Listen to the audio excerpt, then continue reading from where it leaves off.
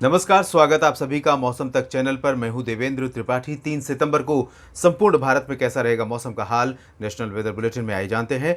Monsoon की अक्षीय रेखा अभी भी दक्षिणवर्ती है और इस समय गुजरात से लेकर बंगाल की खाड़ी के बीच बनी हुई है और साइक्लोनिक सर्कुलेशन गुजरात के ऊपर पहुंचा है, सौराष्ट्र पर है इस समय और धीरे धीरे आगे बढ़ते हुए पश्चिमी तथा उत्तर पश्चिमी दिशा में आगे बढ़ता रहेगा और ये डिफ्यूज हो जाएगा यानी कमजोर हो जाएगा।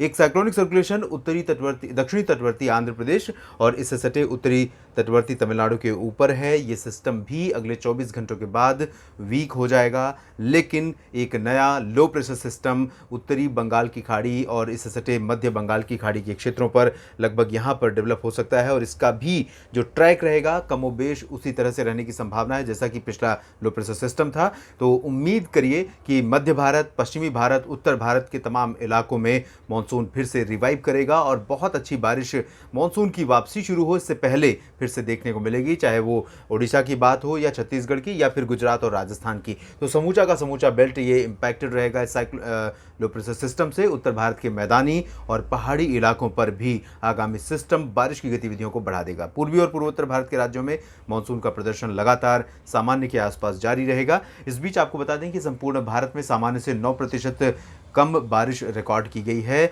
जहां दक्षिणी प्रायद्वीपीय भारत में सामान्य से 8% है ऊपर है बारिश का आंकड़ा, वहीं 8% नीचे है पूर्वी और पूर्वोत्तर भारत के क्षेत्रों में, जबकि मध्य और उत्तर भारत के तमाम इलाकों में ये जो पूरा का पूरा रीजन है, यहाँ उत्तर भारत में 13% कम है और मध्य भारत में भी 13% की कमी बनी हुई है। और आने वाले समय में जिस तरह की गतिविधियां संभावित हैं, उम्मीद कर सकते हैं कि कुछ रिवाइवल होगा, यहाँ पर कुछ इंप्रूवमेंट आएगा, डेफिशिएंसी का लेवल नीचे जाएगा, ऐसी संभावना बन सकती है। और पानी की कमी जो रही है, पानी की ज़रूरतें जो हैं उनकी भरपाई भी हो सकती है। फिलहाल आइए जानते हैं 3 सितंबर को संपूर्ण भारत में क्या कुछ बदलेगा मौसम के संदर्भ में। शुरुआत करते हैं पूर्वी और पूर्वोत्तर भारत के क्षेत्रों से, जहां पर बारिश की गतिविधियां बहुत अधिक तो नहीं हो रही हैं, लेकिन मौसम साफ भी नहीं रहेगा। यहाँ पर पूर्वी और दक्षिण पूर्वी आर्द्र हवाओं का प्रवाह बना रहेगा, बल्कि पूर्वोत्तर भारत के क्षेत्रों में हवाओं का रुख इस तरह से रहेगा, जबकि पूर्वी भारत के क्षेत्रों में यही हवाएं पूर्वी दिशा की तरफ से पहुंचेंगी और इसी वजह से यहाँ पर मणिपुर, मिजोरम, त्रिपुरा तथा असम, मेघालय, अरुणाचल प्रदेश और नागालैंड के तमाम इलाकों में हल्की से मध्यम मॉनसूनी बौछारें जारी रह सकती हैं। मेघालय में पिछले 24 घंटों में और असम में तमाम जगहों पर भीषण वर्षा रिकॉर्ड की गई है, जिसके कारण असम और अरुणाचल प्रदेश के अधिकांश इलाकों में बाढ़ के हालात जो हैं वो और गंभीर हो गए हैं। लोगों के लिए मुश्किलें बढ़ गई हैं। भले ही 8% की कमी यहाँ पर बारिश में है, लेकिन कुछ क्षेत्रों में लगातार बारिश और साथ ही साथ नदियों में जलस्तर ऊपर रहने के कारण लोगों का जो जनजीवन है, सामान्य जनजीवन है, वो यहाँ पर प्रभावित हुआ है। असम, मेघालय और अरुणाचल प्रदेश के कुछ इलाकों में लगातार होने वाली बारिश के कारण। तो इसमें इंप्रूवमेंट फिलहाल नहीं होगा, बारिश जारी रहेगी। उप हिमालय, पश्चिम बंगाल और सिक्किम के क्षेत्रों में भी कई जगहों पर बीते 24 घंटों में भीषण वर्षा रिकॉर्ड की गई। जलपाईगुड़ी, सिलीगुड़ी, दार्जिलिंग और गैंगटोक तमाम जगहों पर व्यापक वर्षा हुई है और उम्मीद यह है कि 3 सितंबर को भी यहाँ पर कई इलाकों में भीषण वर्षा लगातार बरकरार रहेगी। जबकि अगर हम गंगीय पश्चिम बंगाल की स्थिति देखें तो कोलकाता समेत तमाम इलाकों में फिलहाल आंशिक बादल छाने और पूर्वी तथा दक्षिण पश्चिमी हवाएं भी अपना इम्पैक्ट दिखा सकती हैं। तो इन आर्द्र हवाओं के बीच उमस ज़्यादा रहेगी और कुछ इलाकों में गरज के साथ हल्की बौछारें गिर सकती हैं। कहीं कहीं पर मध्यम वर्षा की भी संभावना रहेगी, खासतौर पर अलीपुरद्वार और दीघा तथा जो पूर्वी और तटवर्ती पूर्वी इलाका है इन भागों में। बाकी पूर्वी भागों की स्थिति देखिए, झारखंड में बारिश की इंटेंसिटी थोड़ा सा इंप्रूव हो रही है। मानसून की अक्षीय रेखा अब पूरब में ये तराई वाले क्षेत्रों के करीब पहुंच रही है, तो इसका इम्पैक्ट पूर्वी भारत के क्षेत्रों में भी बढ़ सकता है और इसी वजह से यहाँ पर झारखंड में आपने पिछले 24 घंटों में देखा कि बारिश बहुत अधिक नहीं हुई है, लेकिन यहाँ पर फिर से बारिश इंक्रीज कर रही है और उम्मीद यह है कि अगले 24 घंटों के बाद बिहार में भी बारिश की गतिविधियाँ कुछ बढ़ जाएंगी। फिलहाल 3 सितंबर को उम्मीद झारखंड में और बिहार के तमाम शहरों में हल्की से मध्यम बारिश के साथ एक दो स्थानों पर भारी वर्षा की भी है। किशनगंज और अररिया, पूर्णिया, इधर पटना में भी बारिश हो सकती है। कैमूर, बक्सर और आसपास के इलाकों में भी मध्यम से तेज़ बारिश हो सकती है।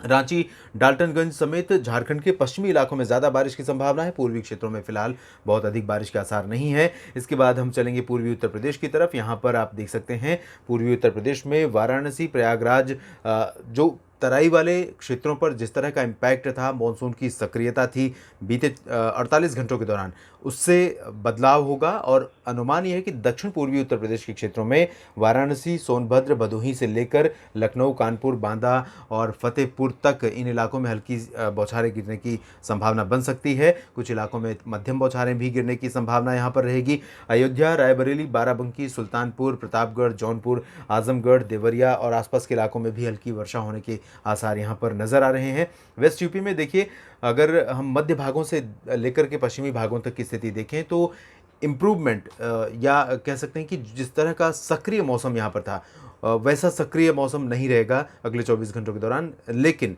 आगरा, अलीगढ़, एटा, इटावा, हाथरस, बदायूं, फिरोज़ाबाद समेत बरेली, शाहजहांपुर, मेरठ, मुरादाबाद, गौतम बुद्ध नगर, बुलंदशहर और गाज़ियाबाद, गुरुग्राम, नोएडा, इन इलाकों में कई जगहों पर आंशिक बादल छाए रहेंगे और एक दो स्पेल बारिश का आ सकता है।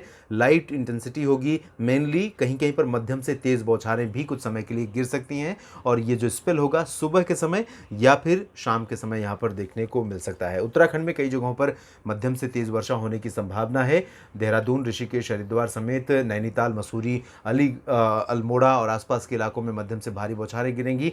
इसके साथ ही हिमाचल प्रदेश में भी कल की तुलना में, यानी आज के लिए जो प्रेडिक्शन था उसकी तुलना में कल थोड़ा सा इंप्रूवमेंट है, क्योंकि मानसून की अक्षीय रेखा जैसे जैसे तराई क्षेत्रों के करीब पहुंचने लगेगी, जो मॉइस्चर का इम्पैक्ट था वो पर्वतीय क्षेत्रों पर थोड़ा सा ज़्यादा हो जाएगा कुछ समय के लिए। उसके बाद बारिश की गतिविधियां कम हो जाएंगी। लेकिन यहाँ पर अगले 24 घंटों में हमें उत्तराखंड से लेकर हिमाचल प्रदेश तक कई जगहों पर हल्की से मध्यम वर्षा देखने को मिल सकती है। जम्मू कश्मीर में भी कुछ हिस्सों में बारिश होने की संभावना है, विशेष रूप से जम्मू, कटरा, उधमपुर, रायसी, जो कि दक्षिणी और दक्षिण पूर्वी क्षेत्र हैं हिमाचल और पंजाब से सटे हुए।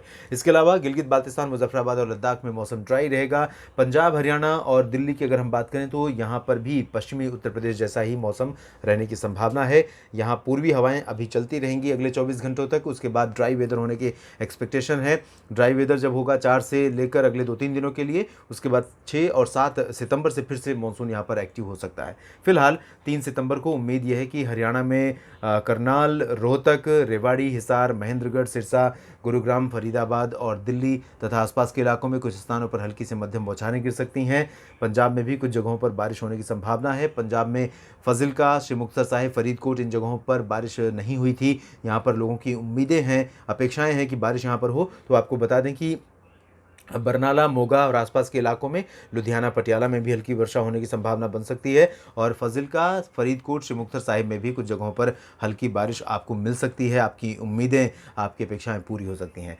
राजस्थान की स्थिति देखते हैं। राजस्थान के पूर्वी भागों में फिलहाल इंटेंसिटी बहुत कम हो जाएगी, लेकिन लो प्रेशर सिस्टम का जो बचा हुआ प्रभाव था सर्कुलेशन के रूप में गुजरात के ऊपर, वो सिस्टम अब आगे बढ़ रहा है और इसी वजह से जो एक्टिविटीज़ हैं, जो मानसून की इंटेंसिटी है, वो अब पश्चिमी गुजरात के क्षेत्रों में ज़्यादा रहेगी और इसी तरह से पश्चिमी राजस्थान पर भी इसका इम्पैक्ट ज़्यादा रहने की संभावना है। यहाँ पर जैसलमेर, जोधपुर, जालौर और आसपास के इलाकों में कई स्थानों पर हल्की से मध्यम बौछारें गिरने की संभावना बन रही है। जैसलमेर में कहीं कहीं पर आज रात में और कल भी भारी बारिश हो सकती है। जोधपुर और जालौर में भी आज से लेकर कल 24 घंटों तक मध्यम से भारी वर्षा होने की संभावना है।